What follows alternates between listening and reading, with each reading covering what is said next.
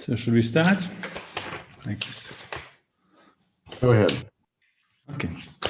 So welcome to this last session of FSE 2020. My name is Gregor, and I'm very happy to share this Ask Me Anything session with Kaisa Nyberg. So welcome, Kaisa. And before we start with the questions, let me say a few words about Kaisa that we all know very well, of course. So Kaisa did her PhD in pure mathematics at the Helsinki University, and then worked in pure mathematics for a couple of years, also publishing papers, nice papers there. Then she moved to the Finnish Defense Forces, where she worked for like 1/3 of her career. And then another third she spent at Nokia, so in industry. And then since 2006, she was a professor at Aalto University. And again, this last 1/3 of her career, she spent in academia. So,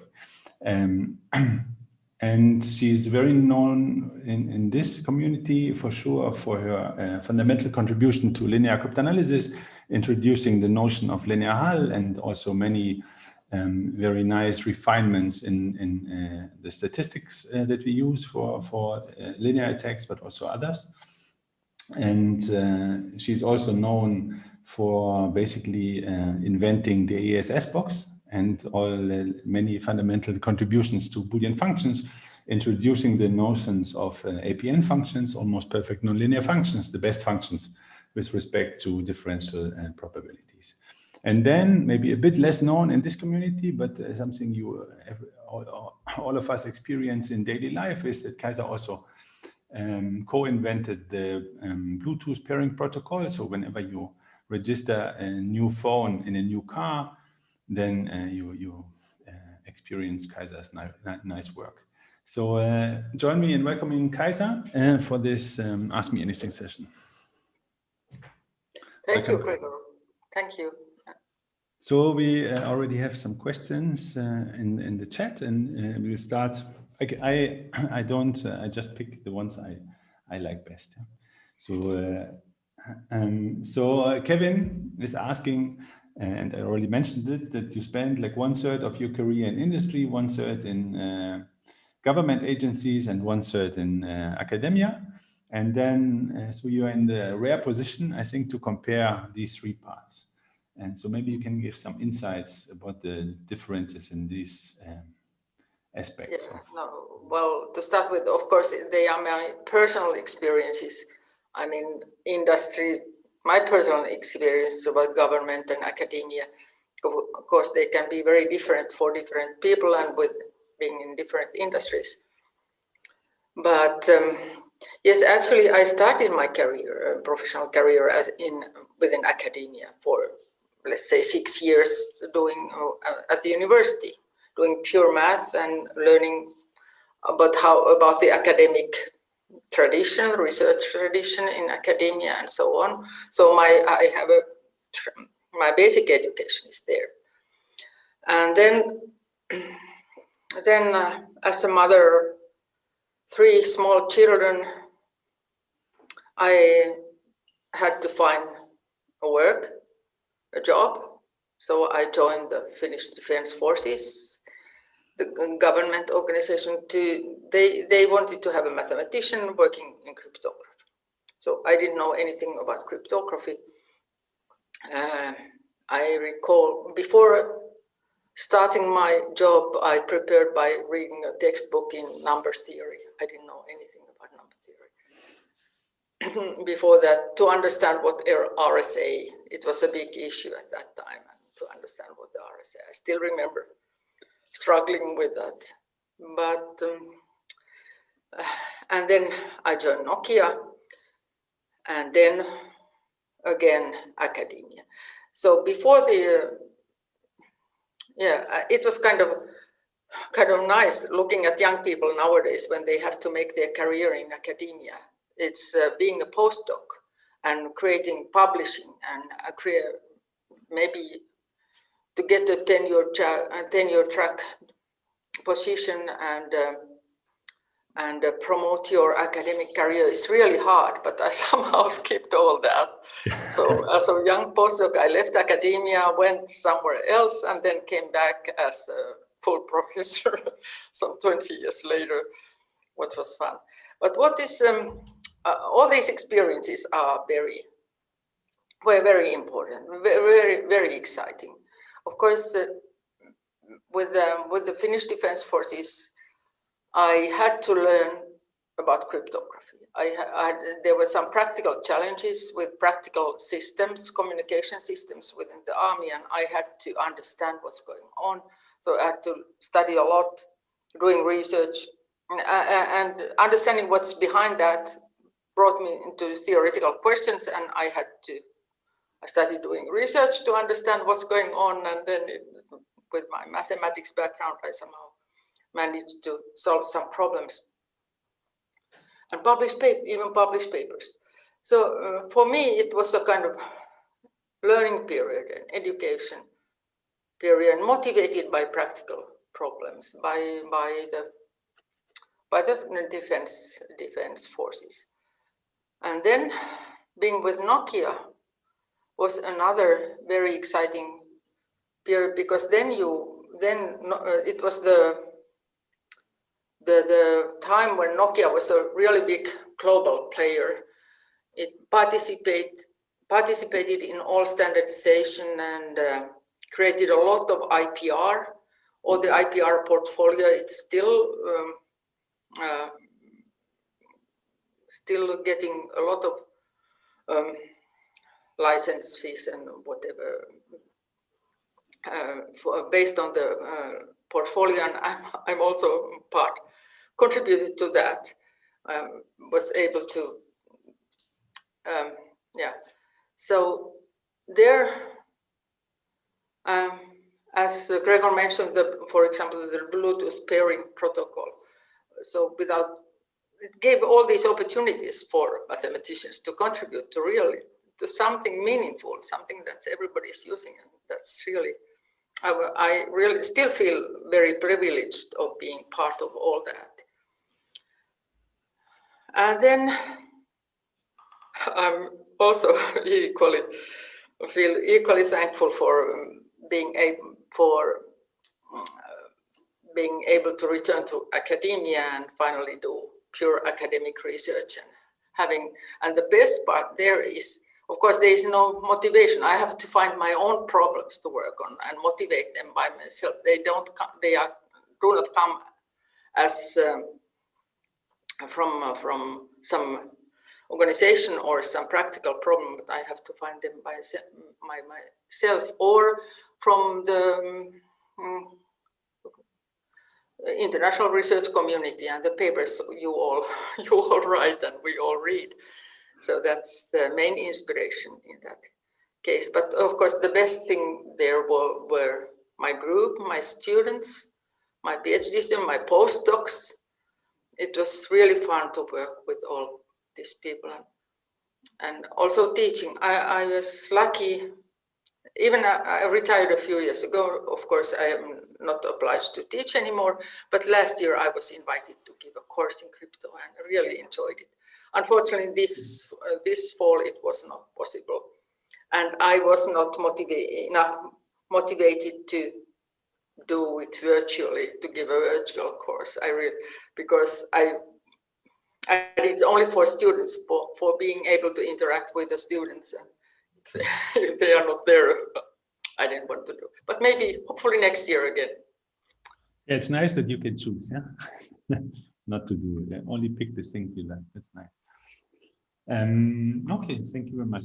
Anne is asking, maybe that given what I already explained of your contributions, is there something you think is your favorite, that you personally think is your favorite achievement? Yeah,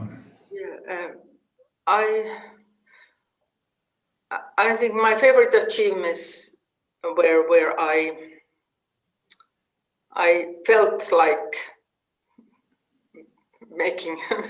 having made a discovery or something, having made some, really I had to work hard to understand something, and then finally I understood, I found something. I think one of the first things like that were very early, maybe in my 91 paper. There's the S-box, the perfectly, the bent, vectorial bent functions, that the number of inputs must be twice as large, at least twice as large as the number of outputs. And I worked really hard on that, trying to understand. First of all, I didn't know that this will be the result. And having understood that this will be the result, and then giving a proof of it was really, really important personally for me. Of course, the AES box, but that was not something that I invented. Actually, there's a footnote in my paper that this function x, the multiplicative inverse, was suggested to me by Claude Carlet. He pointed out a reference in reference where some of a coding theory results where I could get the nonlinearity, an upper bound. Okay. No, the upper bound to linearity, of course. Upper bound to linearity, lower bound to nonlinearity. So I only had to study that result and write it down, and write also something else. Actually, all the math there is very straightforward, very simple. You only have to write it. That's also brings me to another question of Maria, that kind of this NSA report of maybe this conference or the conference later, where one of the NSA guys talks about how he experienced the conference, and he says what basically in his words the same thing as you, that let me cite about your talk. You are mentioned as one of the few exceptions mentioned, I think in general positive, but he concludes with, again, this is not new and exciting work, but she showed considerable technique in her investigations, which I found funny. Can you say anything about this? Yeah, this was 92 conference. Yes, Eurogroup 92. And the vectorial bent function result was a year before, and the AES box comes a year late, 93. So this was a year in between, and there was nothing exciting in that paper. I agree. Okay, you agree, yeah? I agree, but still, I know this NSA person. He was a leader of the crypto math. I mean, even if they tried to anonymize I think the name is kind of removed from this paper. But at the end, he speaks about his wife, his Hungarian-American wife, Donna, giving the first name. So then it was clear who was the person. And he invited me to visit him in Maryland. I was not allowed to enter the NSA headquarters in Fort Meade, but it was organized outside. There was a seminar, and I gave one day seminar to the NSA people there. So they wanted to know if there is anything new I could present. I don't know, but and this report was unclassified only later. Yes. So only later I read about what they thought about me. But this his name is Bob Kibler, and he used to come. I met him very often in different crypto conferences, but he doesn't attend them anymore. And did you complain to him about this statement or not? No, I'm not sure if I met him after I read. Okay, maybe he didn't dare to come anymore after this. No, but there's nothing. I think he's everything he writes about me is correct. I don't know, but he writes also many things about other people, which is really fun to read.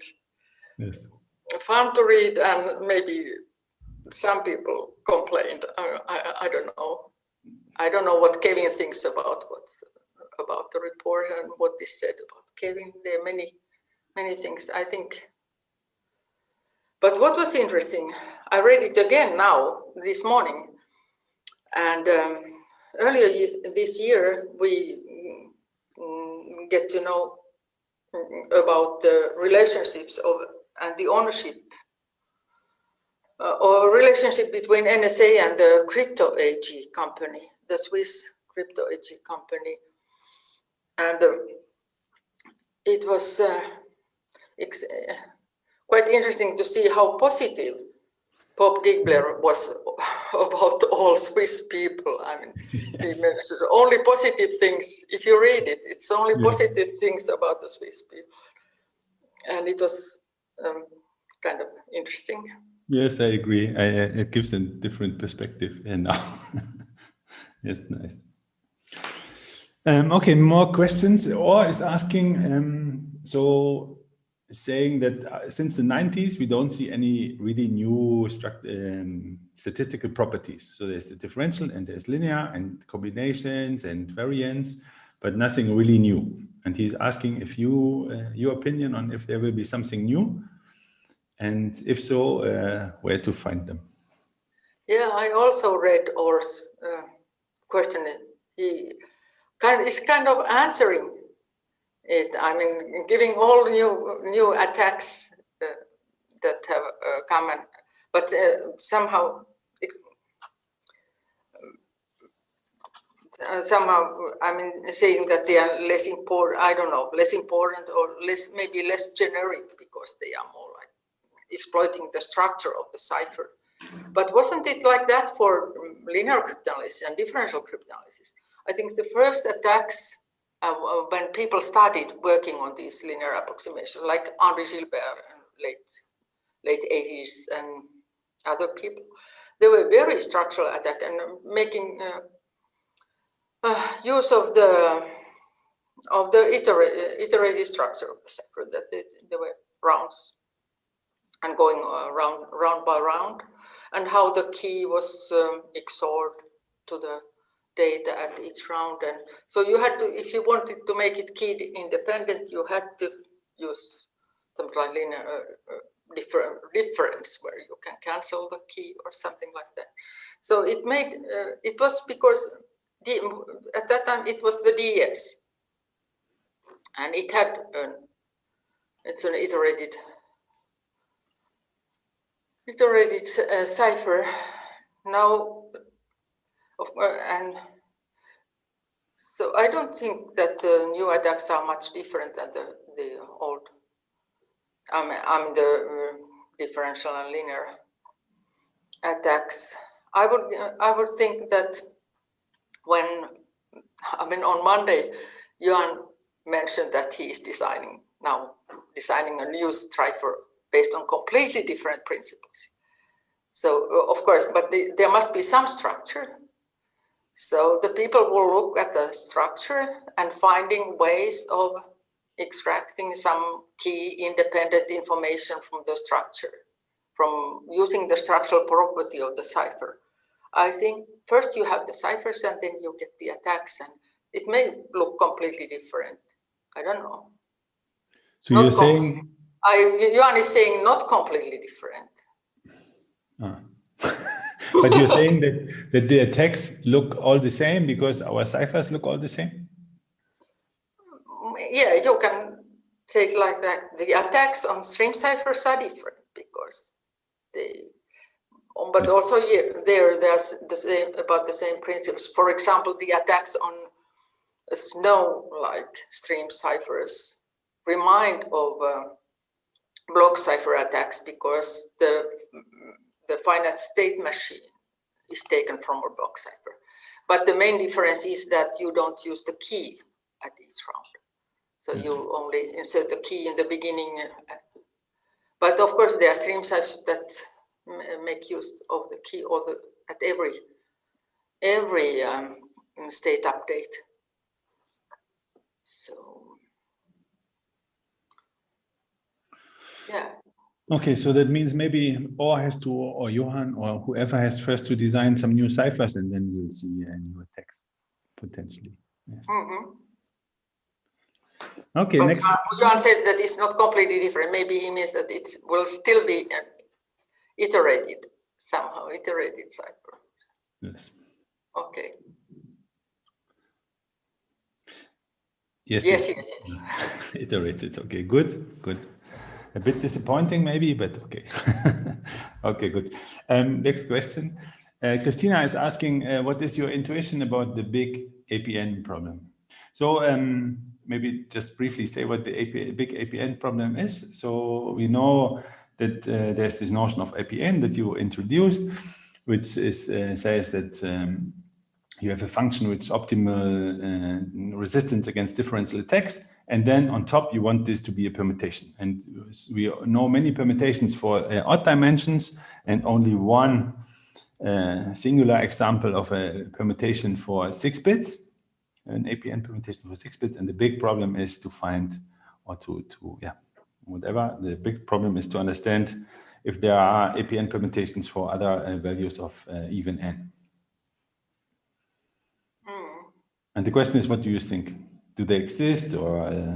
Yes, I haven't really worked on this problem, or I think maybe there are people in the community who have done much more work on this, but I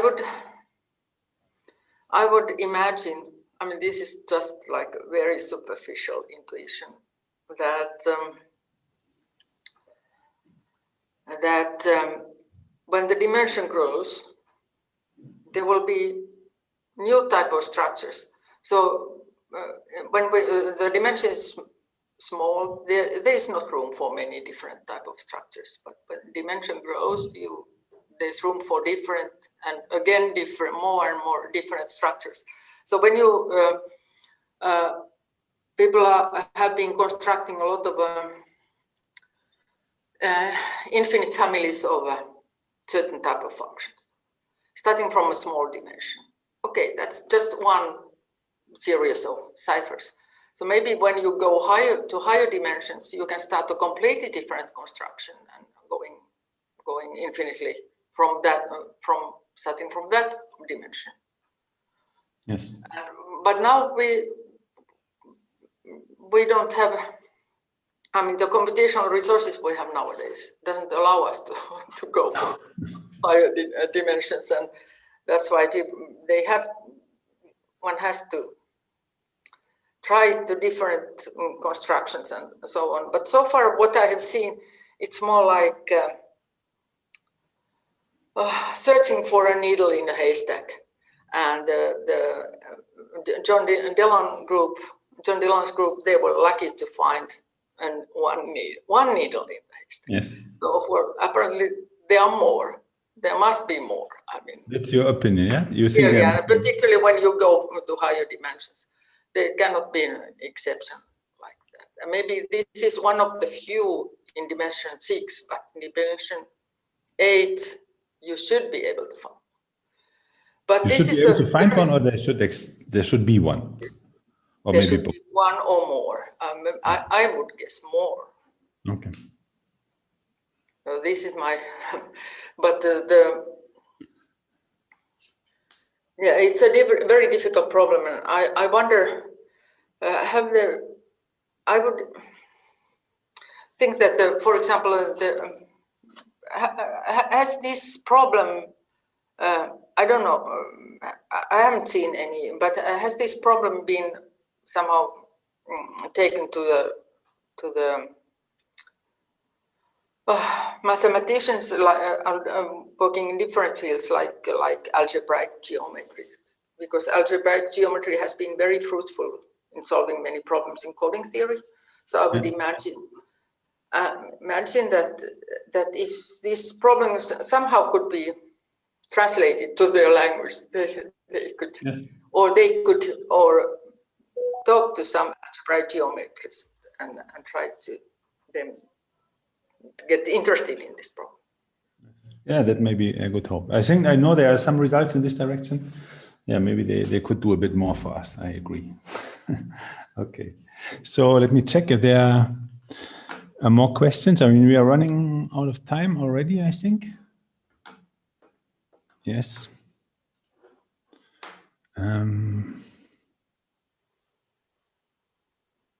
So maybe Kevin was asking something similar, and or is also asking how was it to change from pure mathematics to very applied things, and maybe just how much did the background Yes, pure maths you help might or think. maybe disturb? Yeah, I mean, as I said, so my thesis was in functional analysis. It was about topological vector spaces. So the key word there, what is not hidden is the vector and the linear spaces. But it was not why I went why I took the job with the defense forces. It was just because I needed a job and I didn't see any future in the mathematics department in pure math for the while. Actually, I was explicitly told by my superior or the head of the department that as a mother of three children, there's no way I could make a career in pure math. So there was not much encouragement to that direction. So I had to take another approach. And the reason why